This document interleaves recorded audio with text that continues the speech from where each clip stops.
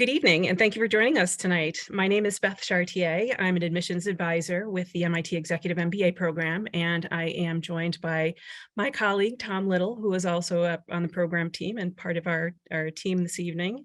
And I'd like to welcome you to the MIT Executive MBA Faculty Masterclass. Now, with each new admission cycle comes with it a schedule of informational events that are designed to help you to determine if this program is a good fit for you.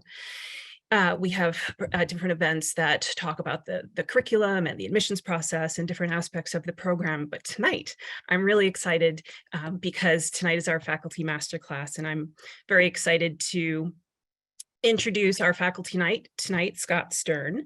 Scott sees quite a lot of our students in the program.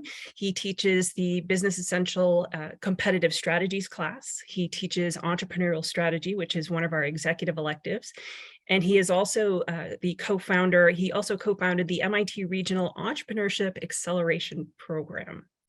Before I turn over to Scott, just a couple of housekeeping items. We are going to use the chat for you to submit questions specifically to Scott on his presentation this evening. And we're going to use the Q&A function for any really pressing program or admissions related questions that you might have for us. And with that, Scott Stern. Okay, very good. Thank you so much, Beth. Thank you, Tom. Thank you, everyone. Oh, I see Wellington, New Zealand from Vital and other people. It's just really exciting to see people both from near and far and around the world thinking about joining us here at MIT for the Executive MBA program, which is a real privilege that I have to engage with and work with students on a regular basis. And so my name is Scott Stern, and what we're going to talk about tonight is strategy for startups. For those of you who come from the entrepreneurial world, you might think, oh my goodness, strategy, that's for big companies and big entities. And obviously that's a little bit from the startup world, or that's different than the startup world. And what we're going to talk a little bit about tonight is kind of using some of what we do at MIT to really think about how we shape the core choices that entrepreneurs make, how those affect the ventures that they build and the impact that they have, and also how all that fits as part of our MIT innovation-driven entrepreneurial ecosystem. As Beth said, oops, hold on, let me just get right over here. As Beth said, we're going to use kind of the chat for class questions and the Q&A for program and admissions questions, and we should just get started. So just feel free to kind of throw things in there, and I will try to keep my best to be watching the chat as we go, so to throw things in there. So welcome to MIT. Welcome to MIT Sloan. And as a faculty member here, one of the privileges that we have is that MIT is a very, very special place. And that specialness kind of comes actually right from our start, the motto that we have, mens a manus, mind meets hand.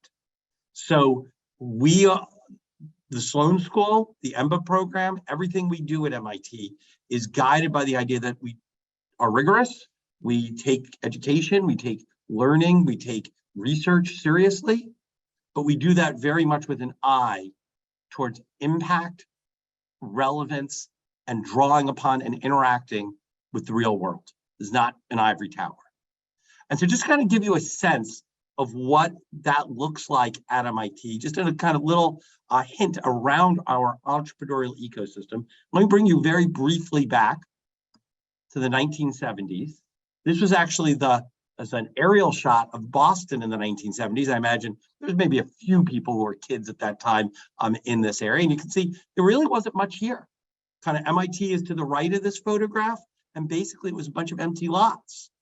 And this is what that region looks like today. That is literally exactly the same photo I just saw you before. Amal, it was like, I wasn't born in 1970. I know that I was just being nice to some of our older EMBAs there, Amal, if that's okay. And so where did that come from, this kind of absolute transformation of Kendall Square? It actually wasn't just like one company that showed up or a big government contract to kind of build like a big government facility here.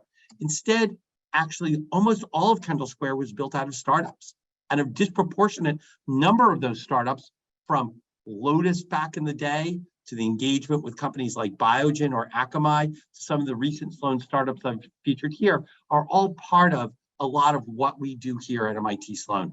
Is sometimes upon graduation, sometimes in even more cases over time, what we see is students both engaging with the entrepreneurial process and bringing companies to scale. And that's not just kind of, that's on the one hand, part of what makes our students so special, part of what makes this environment so special, and part of what motivates our faculty, part of what motivates both our more academic faculty as well as practitioner faculty working together to bring that men's A- rigor. I am privileged to serve along with the faculty director, with our managing director, Bill Walt, as the faculty director of the Martin Trust Center for MIT Entrepreneurship, as well as the faculty director for the E&I certificate within the EMBA program. And one of the things that we just take a lot of pride of at MIT, and I'm going to kind of go, right, is that we have a lot of different things going on that make up our ecosystem. There's the Trust Center, right, which both Bill and I are very involved with, and we have just an incredible team, and he leads that team just extraordinarily well. But as that said, we also work globally around the world with the Regional Entrepreneurship Acceleration Program, with the 100K competition, with the MIT Engine, with our TLO, with Sandbox, so on and so forth. There's kind of a wealth of opportunity within our ecosystem to really kind of engage with startups and entrepreneurship. And we do that all very purposefully. And you kind of here's Bill Walt, from the Trust Center, kind of really thinking of what he calls the kind of the 4 H's that we kind of build into almost everything we do: heart, head, hand, and home. And that just kind of give you a little bit of, right, that picture I showed you just a few minutes ago is actually kind of not just a happenstance, but depends on our students, our faculty actually caring about bringing ideas to impact through innovation and through entrepreneurship. But I told you before, men's A-, right? We love seeing things work in practice, but we're also serious about trying to understand how those systems work so that we can have a higher chance of making it more likely that our startups succeed, that we ultimately build companies that are ultimately impactful and positive on the world. And that's going to kind of transition me towards our topic for tonight: strategy for startups. And so kind of, right, what I'm going to do is, this is a little bit of a very short little introduction to a class that we teach for like a whole semester here at MIT. But kind of let me just get started and sort of say, and kind of maybe if everyone here can use the chat, I'm going to show you an image in a second. I want to tell me, who is this? Let's see if we get in the chat. Oh, Mickey Mouse. Oh my goodness, I see a lot of Mickey Mouses. Okay, so here you are. You came all the way. Oh, Chrissy Estrada, if people got back to that, might have gotten a little closer. So if everyone looks at this, you all think it's Mickey Mouse. This is actually Oswald the Lucky Rabbit, Walt Disney's first great creation, right? Walt Disney was actually one of the great entrepreneurs of the 20th century. I love Chrissy Estrada, right, with her Oswald, right? Notice right, looks like a rabbit, not so much like a mouse. This was Walt Disney's first great creation. And like most entrepreneurs, what Walt Disney had was an idea. And his idea was actually seemingly obvious today, but was actually radical for its time, that animation was for children. If you think before Walt Disney, the most popular characters were like Betty Boop, which is, just to be clear, not quite for children, okay? And so what Disney did is he had this idea that he was interested in storytelling, naturalism. He was building this great team. And the way that he did that was he, of course, brought his idea to life through a particular character, Oswald the Lucky Rabbit. And of course, he had to make other choices. For example, he worked with a downstream distribution partner, Charles Mintz. And it turns out that, like many entrepreneurs, right, Disney was kind of just getting things started. And it turns out he had chosen a pretty poor partner. Charles Mintz actually kind of stole some money from Disney, wouldn't really kind of kind of let him kind of get the benefit that he deserved. And Disney actually took a train trip all the way from his fledgling studio in California all the way to New York to renegotiate his contract with, oh, sorry, I'll do that later. To renegotiate his contract with Mr. Mintz. He walked in, okay, and Mintz looked at him and said, "Walt Disney, good to see you, but I'm not sure why you're here. You're a mere entrepreneur. I love the team you're building out in California. In fact, I love them so much that my agents in California have gone and hired half of them, and we're going to build our own studio. And then separately, I like your character Oswald. He's actually doing pretty well, but you weren't really careful when you signed the contract. And it turns out that me, Mr. Mintz, rather than you, Walt Disney, owns the copyright to Oswald the Lucky Rabbit. And you can still work for me, I guess, but basically I'm going to stop you from making more of this Oswald the Lucky Rabbit character." And you can imagine that Disney was a little bit deflated. There's actually a very big setback from the early studio of Walt Disney. But what he did was he actually got back on the train. He was pretty upset. He was pretty close to bankruptcy. And the first thing he did was he kind of furiously scribbled. And as some of you figured, he kind of put down the ears a little bit, creating a character that we know to this day, Mickey Mouse. But then he wrote in his diary something very specific. He said, "I have to make a choice. I have to do something so that no one can control my characters or my company again." And so the reason that even here we are more than 90 years later, and I can show you a picture of Oswald the Lucky Rabbit, and you all of a sudden, right, your image is, oh my goodness, Mickey Mouse, is because what he did was he innovated sound cartoons. Mickey Mouse was the star of the first sound cartoon. That sound cartoon, Steamboat Willie, created a bond between Mickey Mouse, American children, and Walt Disney himself and the company that became a foundation for one of America's most successful companies in the last century. What's interesting is that for many years after that, if somebody got kind of uppity at a meeting internally at Disney, Disney would just kind of stop and said, "Remember, it all started with a mouse." And what he meant by that was this particular experience, this particular entrepreneurial experience, where he had a core idea, he tried to bring that idea to life through one path, was sort of stopped and actually kind of had a big setback, and he kind of had to pivot a different way, but actually use the learning from the first failure to actually build out one of the most impactful companies of all time, became the foundation for his ethos at Disney and beyond. And so that's what I mean by entrepreneurial strategy. Entrepreneurial strategy is about choosing among alternative visions for an idea and company. For most entrepreneurial ventures, the challenge of innovation, right? I love it, David. Success is riddled with failure. Is not only coming up with great ideas. We are so fortunate at MIT that we're just, right, all sorts of ideas are coming through. But the question is how to implement those ideas in ways that create and capture value, right? That's particularly important when you think about that, right? How do we figure out the it to do? It's so important because very often entrepreneurs are given advice that's very valuable, where people will say, listen, we need a bias towards action. We need to get going. And once again, that is essential to the act of entrepreneurship and entrepreneurial leadership, right? Don't waste your time going to University of Business School, right? Just get on and do it. But interesting, it doesn't tell you the it to do. Of course, and one thing our EMBA program will provide is structure. A lot of our courses kind of imagine are from the perspective of a larger organization that can engage in very systematic planning, and in which we can sort of engage in a process where we can sort of look at lots of alternatives and figure out which ones we should discard and which ones are best for our organization. But for entrepreneurs, they have lots of options. They have lots of different ways to go. They're very constrained in their resources. They face lots of uncertainty. And there's only so much they can learn. Ultimately, the trick of, right?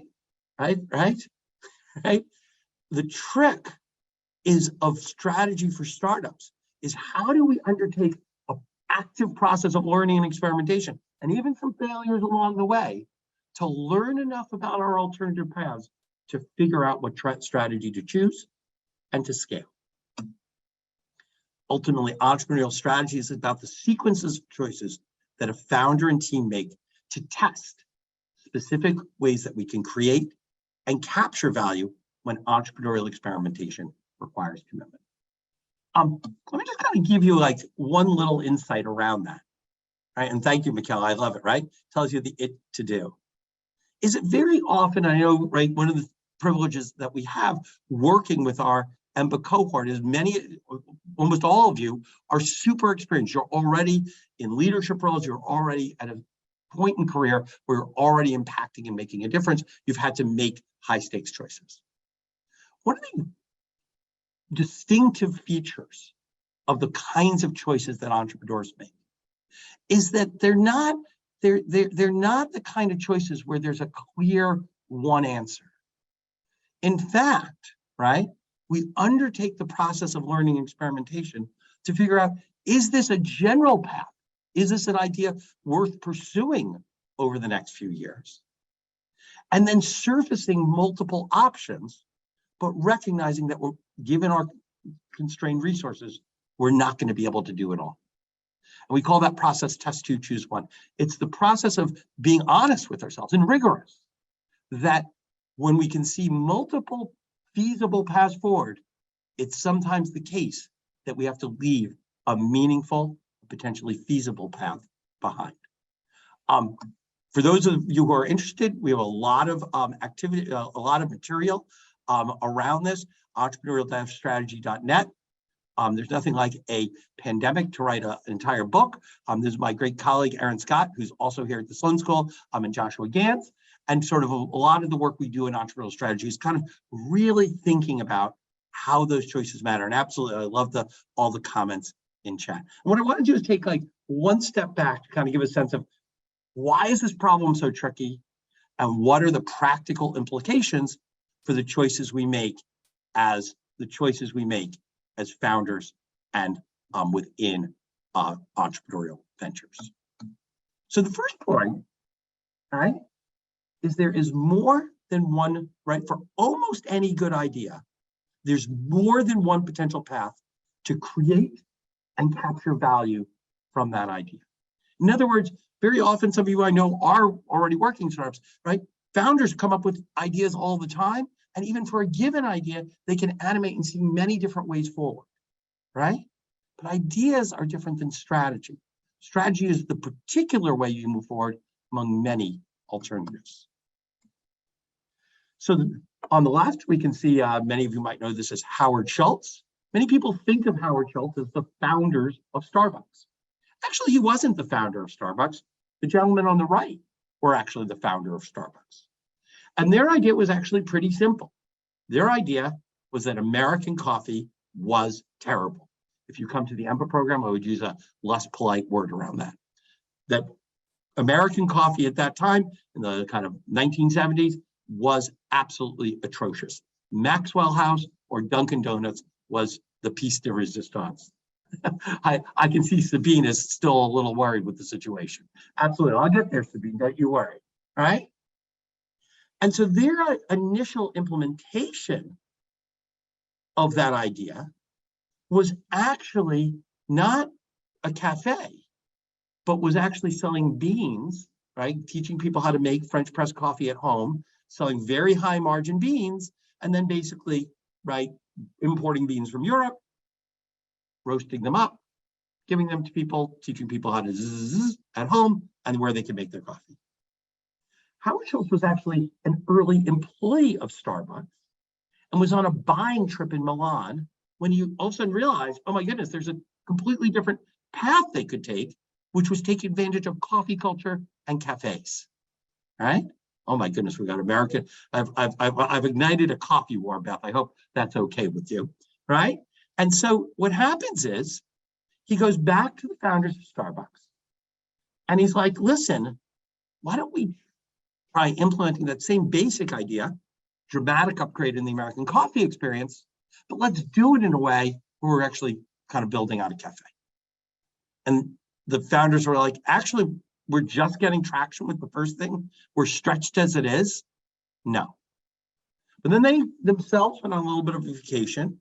At that time, there were 3 locations for Starbucks in Seattle. And Howard Schultz kind of on the sly asked permission, asked for forgiveness, not permission. And he literally converted one of the early Starbucks locations into a cafe. Did it for 2 weeks. By the end of that 2 weeks, there was a line around the block. People loved it. They loved the cafe concept. In fact, you had to wait an hour to get yourself your cappuccino. He then went back to the founders of Starbucks. He's like, listen, I'm asking for forgiveness, not permission at this point. I did this cafe thing.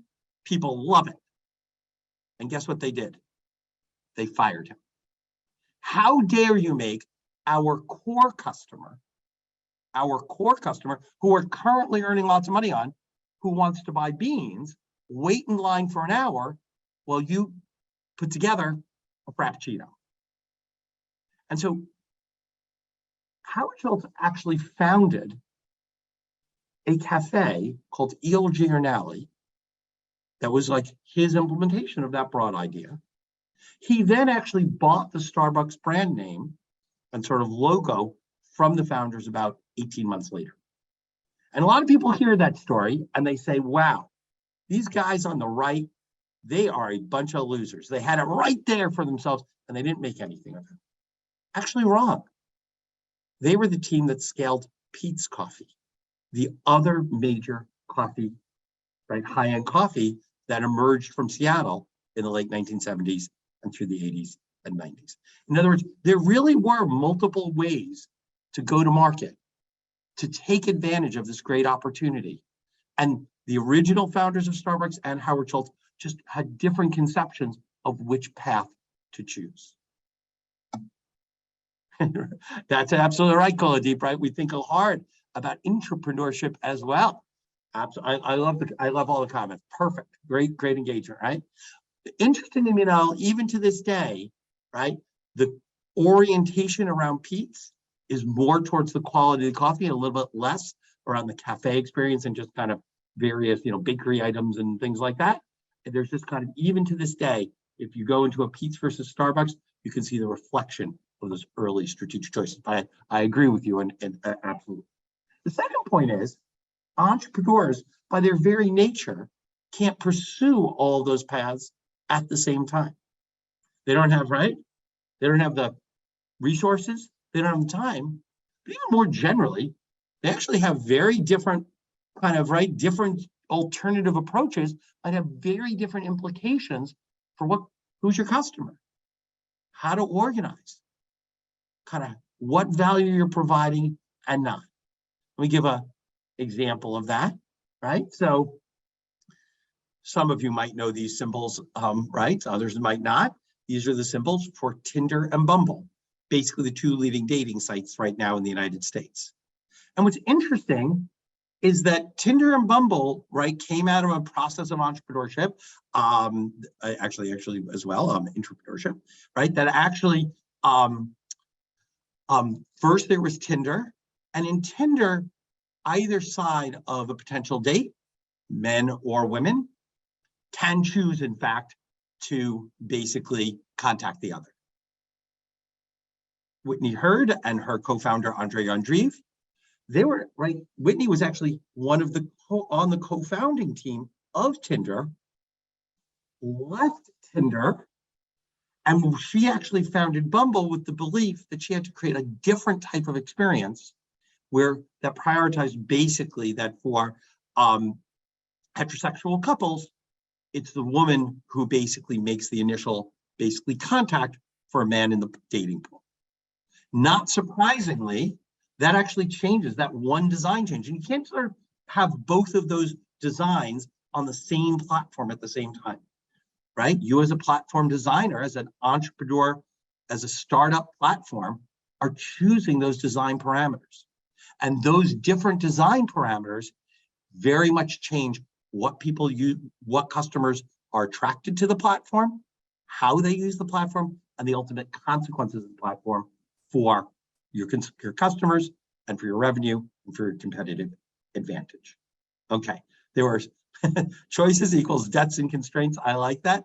But what's interesting, right? I noticed there was less on the chat about Tinder versus Bumble. So we'll keep that in mind. Okay. So the third part is, okay, so we have lots of options, not a lot of resources. So we can't do everything. Face strategic constraints as well, right? And then moreover, we're uncertain, fundamentally uncertain. We're not even sure we should be pursuing this venture, right? Should I, in fact, be leaving my kind of fairly safe and, if right, actually maybe somewhat right fulfilling job to go start an entrepreneurial venture? That's a big risk. And then the second question is, if I'm going to start this venture, what should myself and my team, what path should we take? And so one of the key pieces of that is to recognize, right, that the process of choosing is the process of resolving uncertainty, right? So Jeff Bezos was actually given a relatively straightforward assignment. He was in 1993, he was in the finance industry in New York City. He worked for a company called D.E. Shaw, and his boss, D.E. Shaw, gave him an assignment. He said, I heard about this thing called the internet. We're in the finance industry, and I want you to develop some analysis of what is the likely impact of the internet on finance. And Jeff Bezos was an extraordinary young analyst and so on and so forth. And very quickly, within a week or two, he basically developed a business plan that would, for basically stock trading platform. And he was like, not only is the internet going to affect finance, but if we implement this plan at D.E. Shaw, that is very likely to have a tremendous impact. And once you run the numbers, given the growth of the internet at that time, it's basically a money printing machine. This is going to be super profitable. But what actually distinguished Jeff Bezos from many other entrepreneurs was he actually then took a step back and he said, if the first application of the internet that I looked at basically is creating these multi-billion-dollar businesses likely, maybe it'd be worthwhile to search even a little bit more. And he actually undertook a fairly systematic, he was fast about it, but a fairly systematic, rigorous process of looking essentially at about 20 different verticals. He looked at music, he looked at fashion, he looked at electronics, and of course, he ultimately settled, he looked at toys, and ultimately settled on books, because he kind of said what really the main application of the early internet was going to be was in the area of e-commerce, and that books allowed him to maximize the number of titles he could make available relative to the number of items that would be in a physical store. And so that just kind of gets you why do I tell that story is because right at that early moment of a venture, the very fact that you are landed on a good idea opens up a range of possibilities, not just in finance and not just in fashion and not just in toys, but in books, electronics, and beyond. And then it's the kind of discipline of entrepreneurship that requires you to choose. You might say, oh, well, I just come up with the market that's the best. But the challenge is very often the very process of learning and experimentation not only doesn't really give you an answer about what's best, but just shows you a range of possibilities and sort of a range of different ways of implementing your idea. Absolutely, I love that DAOs, right? Okay, right, so here are Heidi Zach and David Spector. They are actually former Sloan students. And Heidi actually, I think, was working at Google, and David was at a finance firm in Silicon Valley after they had graduated. And Heidi decided basically that as a professional woman, she was like kind of very rigorous in all other areas and kind of very growth hacking kind of mindset. And like, she actually didn't know what bra size she was. And like, no one was actually hard to find out. She'd go to different people, they would give her different information. And so she actually undertook at the early stages of what is called Third Love, a quite rigorous process of actually designing experiments to help her learn about that space. In a very kind of respectful way, she worked with a designer, basically created an experiment where people would use their cell phone to send an image to them that they would then process and recommend to women who join their site, basically a diagnostic about what was the exact sizing of their bra. One of the interesting things was that experiment both validated her core hypothesis that most women didn't know their size, but even more actually showed that actually most women did not have a size, there was no size that worked for their particular body. And so that actually sparked the actual essential insight of Third Love, which was the creation of the half cup bra. You might say, for those of you who are men and don't know about half cup bras, you might say, I don't know what that is. For Third Love has become, over the past decade, the most rapidly growing, essentially, bra brand in the United States. And the concept of that half cup turned out to be a tremendous driver of value, particularly for professional women. So what we have is kind of right. Okay, right? I love all the comments, and I'm not going to be able to respond to all of them. I'll try as we go. Right? So we really have this kind of almost paradox that on the one hand, choosing between alternative strategies requires knowledge that requires learning and experimentation, yet the process of learning and experimentation inevitably results in some commitment that might foreclose some particular strategic options. What we do in strategy for startups is try to break through that impasse through basically an approach that surfaces options in a rigorous way, provides that room for imagination. I like that, right? And really kind of crystallizes how your choices matter. So just kind of bring that down to kind of brass, kind of make it concrete, and then we'll kind of bring it to practical implication, right? Let's imagine you have a good idea. So this is you and your ideas, the light bulb, and kind of that DNA filament that stands for you and your idea. Imagine that there's some strategy you could pursue, go down the blue path, and you might kind of earn a very good return.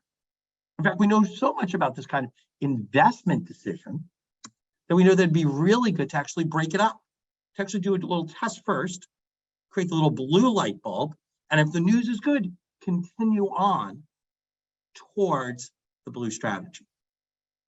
But interesting, right? That would be called a real option. But interestingly, even if the news we get at blue is actually negative, that the blue path isn't so great, most entrepreneurs don't just give up. What they do is they go in a different direction. They go down the red path, right? Now, let's be clear, that one insight means that you better not go too far down the blue path without preserving your option to go down the red path. Ultimately, your choices matter. And what you're trying to do is give yourself the best shot that by the time you make the most consequential choices you have to make, you're really in a really great, a really great shape to sort of understand this. And Nate, if it is up to Nathan Wilkins, asked a great question. You should think of this as a very synthetic framework that actually incorporates both knowledge from things like Business Model Canvas and Lean, and we're friends with all those guys, but actually as a kind of goes a few layers deeper, particularly in the way that you'll see in just a few minutes. But absolutely great comment, and we'll have to follow up on it. So the question is, how do we integrate strategy and experimentation? So let me just kind of mention a few kind of real quick ones. Is first, what kind of experiment should you run? So very often when we work with startups, one of the things we try to emphasize both at the Trust Center, through our teaching, through our Idea Week, within the EMBA program, is you want to focus on the most critical hypotheses. You want to be able to test those in some sort of way where you're getting meaningful information, and you want to do that at a relatively low opportunity cost. And just as soon as I say that, although, right, obviously, if you can test the most critical hypothesis at very accurately at low cost, that's great. But there are also going to be trade-offs involved in that. And part of what we do is kind of bring you through those trade-offs in a very systematic way. Just kind of put a little bit of kind of structure around that, right? Is kind of, right, the first thing you have to do is test your most critical hypothesis. I wish I could kind of, tell this story for half an hour because I love it, right? But is down at the University of Florida, The football team was playing in the hot summer, right? I love variety, right? It's an experimentation ground, and I'll push on that as opposed to a canvas. And that's an interesting comment. So there they were down at the University of Florida, and the coach noticed that the players actually kind of in the hot, right? They would drink water, but they ultimately they actually didn't go to the bathroom that much, and they got really, really tired towards the end of games. And he happened to be talking to a faculty member around it, and the faculty member said, "Oh, that's because there's no there's no electrolytes, and you need electrolytes to recharge." Totally obvious biochemistry. And the football coach was like, "I don't know what that means. That sounds like chemistry. I didn't do well on that course." And so then the faculty member actually went to his little lab. He kind of cooked up a little kind of concoction. And then what he did, he brought it back to the football coach. And the football coach said, "Listen, this is going to really help the team. This is the stuff. You should try it." And the coach was like, "Well, we got a big game on Saturday, and I cannot risk the varsity starter squad.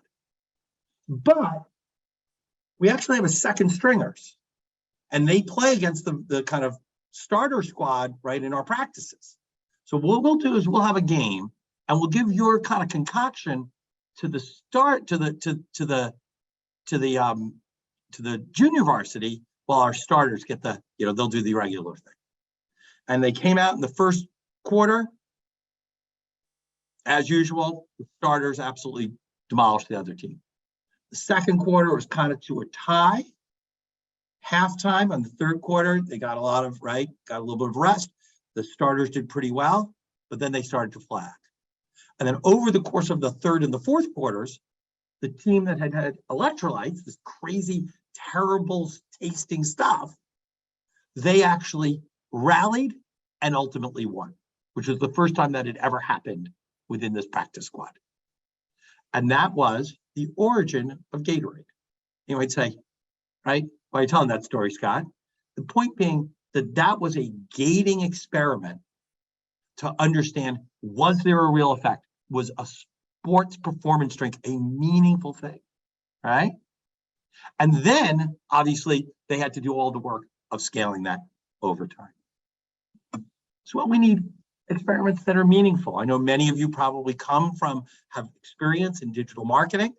And what you know is, like, you do these A/B tests and you're throwing lots of money out there, and all of a sudden you're getting lots of noisy signals. It's kind of hard to figure out what's true. So then you might kind of, right, if you're an entrepreneur, you might kind of run focus groups with your friends or maybe other students, but they love you. So they're like, "Hey, your startup is great." So the question is, how do we design those experiments in a really smart way, right? And we develop some real tools around that, both within some of the courses we teach, but as well throughout the EMBA curriculum. And then finally, how do we do all this at a low opportunity cost, right? One of the kind of smartest experiments, right, was when Reed Hastings and Mark Randolph were founding Netflix. There's kind of just a gating thing, right, was that they were going to disrupt Blockbuster basically by this is the very early days of Netflix, when we were going to do things through the mail, CDs through the mail. Obviously, you couldn't send a VHS stick through the mail. And the first thing they had to figure out was, did that work? And so rather than debate it for 3 weeks, they just literally bought some CDs. They went to a bunch of locations and they sent them around the country and said, is it the case that you can reliably and safely send a CD through the mail? And turned out they did. And then they moved on to the next part of the strategy. That's a low opportunity cost, testing a pretty critical assumption, right? Just kind of one last little tinge here. This is Vera Wang, right? Vera Wang actually was a very successful in the fashion industry in her mid-30s. She actually was working for Ralph Lauren at the time. She had worked at Vogue. And she, at her own wedding, right, in context of her getting married, she realized that wedding dresses were like stuck in the 1950s and were like old-fashioned for younger women. They weren't really modern. And she was going to leave her career at Ralph Lauren, which was very successful, to build her entrepreneurial venture. And she actually thought about, she's actually quite clear about this. She actually thought about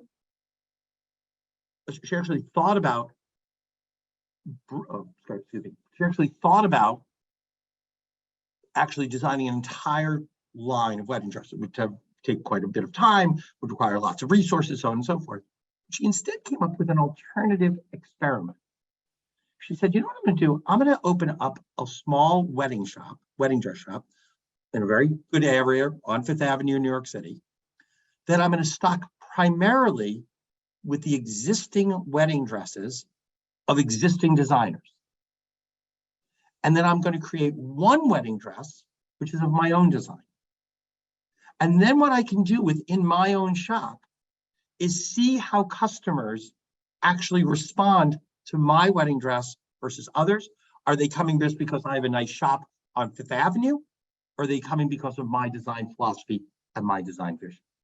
And when she found that people were choosing her wedding dress over the competition in an experiment she set up, that gave her the confidence, right? Gave her the kind of knowledge that she could now commit to really going all in, leaving Ralph Lauren, and ultimately scaling Vera Wang and kind of changing the wedding dress industry. Just few principles here. And I love absolutely all the different comments in the chat, right? When you do an experiment, make sure it's a two-way door, or take a peek if you think it's a one-way door, right? Sometimes we do experiments, they turn out to be more consequential, right? Very often the trick is to test small to choose big. Something can't be true in general unless it's true somewhere in particular. So if I can find that critical beachhead market, if I can find a critical location that allows me to a proving ground for testing, that itself can shape my learning and ultimately allow me to commit. And how much you learn depends on what you choose to test. Some types of strategies, which I'm going to talk about in a second, are much more commitment oriented than others. Others allow you to preserve optionality for a longer length of time. Okay. So we kind of bring, I know this sounded pretty abstract. It was like, oh my goodness, does this actually matter? What we do is we kind of bring that down to specific choices that entrepreneurs face, right? Ultimately, your customers have to choose you, but you also get, as an entrepreneur, to choose your customer, right? This is an example of what not to do. If you find yourself in Pratt's healing ointment for man and beast, you're serving both, right? Grandpa and the horse. You haven't yet chosen your customer, right? Bill Alette, who also teaches within the EMBA program, and you would have lots of experience with, right?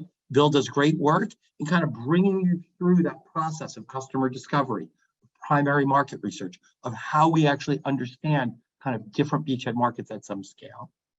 And then we try to also bring that within a broader strategic frame and its consequences.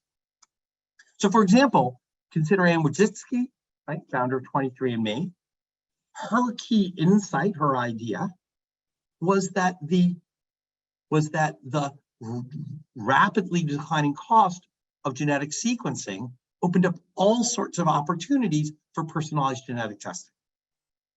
And actually, when she started to talk to people about that, most people said, yeah, and this is going to be great because you can then be able to work with, if you're going to build out a genomics testing company, you should work with physicians or the FDA to enhance a prenatal genetic screening. That'd be a great area to work in. And we in fact know that was a good area to work in. There are lots of businesses that have been built in the last 15 years on exactly that premise. But he said, no, I actually think there's an alternative path relative to that more obvious one, and that's direct to customer. Now, interestingly, that comes at a strategic cost, because it turns out that if you go directly to customer, you can't provide the kind of detailed medical information, provide the diagnostic screening that you would with this help of a doctor or with a genetic counselor.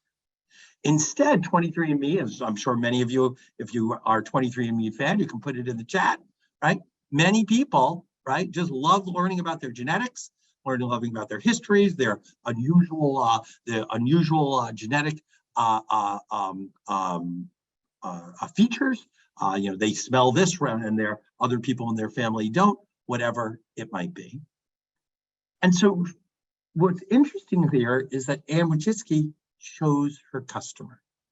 She chose a very different customer than most other genomics testing firms. But interestingly, it wasn't just that she was choosing her beachhead customer. Interestingly, the very process by which she went down that route didn't mean that she went back to working with physicians to as she scaled the company, but instead that she actually went further and further into new markets, into new customer segments that built off her initial choice. In other words, rather than there being very often, and I saw before, when you think about business model campus, there's some notion that we're trying to find our beachhead market, the beachhead market. But interestingly, our research work with startups that we do, lots of work that's been done around this, suggests that for a given idea, there are many beachheads that might work. But the choice of your early adopters ultimately shapes the mainstream markets that you enter. Rather than there being one true answer, it's the job of entrepreneurs to surface new possibilities and then ultimately choose a path that meaningfully leaves other fans behind. We have lots of tools for this, but choosing the customer forces that venture to confront the trade-offs they face. If you can't say what customers you have not yet chosen, you have not chosen, you very often haven't identified who are your customers. Okay, one last lens on this. I know that Beth is going to be worried about time because she wants a few minutes at the end to give follow-up on this. We then bring all those ideas together on how different choices entrepreneurs make around customer, around innovation and technology, around team and organization, and on go-to-market strategy, and how all those fit together as part of an overall entrepreneurial strategy. We do that in a very particular way. We sort of imagine a kind of world where we consider almost a competitive frame, where this is a compass. You and your ideas are in the center. You're choosing on the one axis whether or not to be a more competitive approach towards the industry or more collaborative. On the vertical axis, are you more invested in control over your idea than patents and trademarks and secrecy and things like that? Or you're just getting it done. You're just executing, just getting things done. And then we're able to look at that, at how the interplay between those two choices yields a distinctive entrepreneurial strategy. I'm just going to give you, we don't have time, and this is more of an actual preview, is to say, and there are going to be key, let me just do it this way, And so, for example, if you invest in control and also in collaboration, those are going to end up being what we might call an intellectual property strategy. And in your mind, you should be thinking of firms like Dolby Labs. On the other hand, for the very same idea, you might be thinking about being in a more competitive stance in execution. That's what we call disruption strategy. Think of Salesforce or Rent the Runway or Ministry of Supply. If we focus on collaboration and execution, that may be something we call a value chain strategy. Very often the core of that is team and core competence. The riskiest and maybe high risk, high reward strategy is when we're simultaneously going to be overturning the industry in a competitive stance, but we're also really creating the foundation, a coring, our idea and maintaining control over that. And that requires something that we call an architectural strategy. And each of those strategies are going to be associated with quite distinctive patterns in terms of distinctive choices, in terms of the types of customers you choose, the types of innovation you might do, the types of organizations you might build, and the orientation of your firm in terms of competition. The purpose here was not to overwhelm, to go deeply into those strategies, but to highlight the idea that distinct entrepreneurial strategies involve different priorities and commitments. Are we focused day to day on how we integrate seamlessly our innovation into an existing value chain? Or do we exploit a new technology and the ability to not pay attention to the industry through a novel value chain? Do we emphasize our exclusive relationships and focusing on one layer of the value chain? Or do we need to execute quickly enough to avoid response by established players? Each of these is going to be a relative trade-off depending on our strategy. Just to give you one last example, and then I'll turn it back to Beth. There's a company that I actually serve on the advisory board for as a disclosure, Rapid SOS. Rapid SOS, Michael Martin and Nick Horlick. Michael and Nick were committed to mobile first emergency response. And one of the things that we did when I started working with Michael and Nick, this is all the way back in 2015, right, is that they were able to sort of see very quickly that Nick had been a nuclear engineer, Michael was an MBA student, and they kind of saw together the possibility of, that it was actually quicker to call an Uber at that time than it was to actually make a 911 call that actually knew where you were, right? The 911 system was actually kind of broken. And so the question was, how could they build a mobile first 911 calls in the smartphone age? And what they were then able to do was actually think about, well, okay, we've developed some early stage technology that might solve the problem. Michael did an extraordinary job of literally visiting 300 different 911 centers around the country, getting to know everyone in the industry, undertaking very deep primary market research. And from that, they were able actually, right? Yeah, I'll get to that now, right? Is what they were then able to do was think about, right, different go-to-market strategies and how that related to different customer choices, different ways to leverage, at that time, it was a very early stage innovation in this industry, what kind of team they wanted to build, and ultimately who they'd be partnering with and not. Just to kind of give a little bit of a kind of highlight here, Rapid SOS ultimately has been a very successful venture. They are on every phone of, whoever you are, your phone has them on both Google and Android. Both on Apple and Android. If you've ever seen those advertisements that talk about the watch, right, and kind of the people kind of, the individuals who, Apple's commitment to maintaining safety, that is all powered, in fact, by Rapid SOS. And some of, their ability to have made that impact, to actually rewire our entire 911 system in the United States, handling more than 300 million phone calls a year, and kind of basically being the kind of routing for mobile phone calls in the United States at this point. The reason they were able to do that, right, was their incredible team, incredible passion and commitment, but that Michael and Nick were able to make proactive steps that allowed them to test, learn, and experiment rapidly, and ultimately make choices that allowed them to realize the impact of their venture. Ultimately, it's the process of choosing an entrepreneurial strategy that requires a venture to come to terms with the core value that it creates and the disciplined logic of how it will capture value on a sustainable basis. And just to kind of go to that last question in the chat, this was a little bit of an intro session. This is kind of a little bit of a taster. What we do both in our work, and you definitely check it out on the site, check out the materials we have at the Trust Center. One of the things we try to do at Sloan is really help students with very concrete tools, as well as a range of mentors, a range of network, a range of advisors that all help try to bring students along that entrepreneurial journey, doing smart experimentation and learning, building great teams, ultimately choosing great strategies, and doing that in a way that can have impact. Beth, I can see that I am literally 1 minute over, right?